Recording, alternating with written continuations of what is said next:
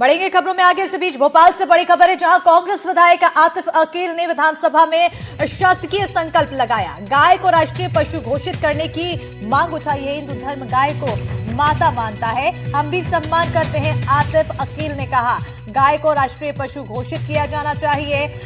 चमड़े का व्यापार पूरी तरीके से बंद हो। गाय की मृत्यु होती है तो अंतिम संस्कार भी सम्मान के साथ किया जाए।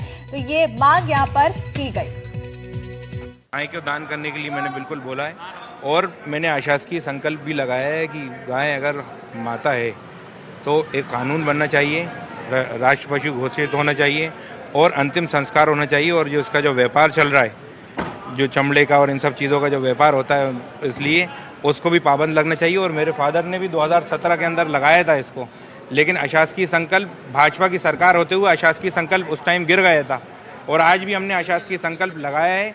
उम्मीद है कि सरकार इसको। और इसी पर ज्यादा जानकारी के साथ भोपाल सहयोगी आकाश द्विवेदी फोन लाइन पर जुड़ चुके हैं। आकाश, एक मांग यहाँ पर गाय को लेकर की जा रही है, राष्ट्रीय पशु घोषित करने की मांग यहाँ पर की जा रही है।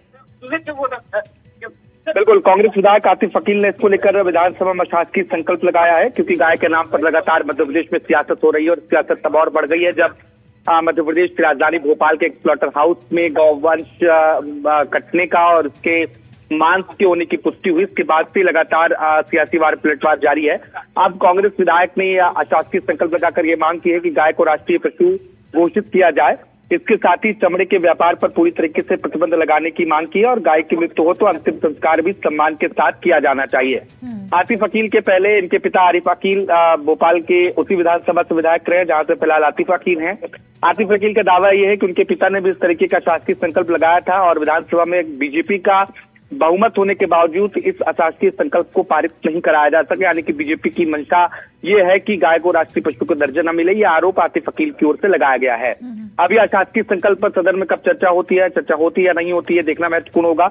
हालांकि ये अशासकीय संकल्प जो होते हैं वो राज्य सरकार स्तर के नहीं होते हैं, यानी कि केंद्र सरकार स्तर पर जो फैसले होते हैं उस पर विधायक अशासकीय संकल्प पर चर्चा कराते हैं और जब ये संकल्प पास होता है तो केंद्र सरकार को प्रस्ताव भेजा जाता है। बिल्कुल, बहुत शुक्रिया आकाश तमाम जानकारी देने के लिए।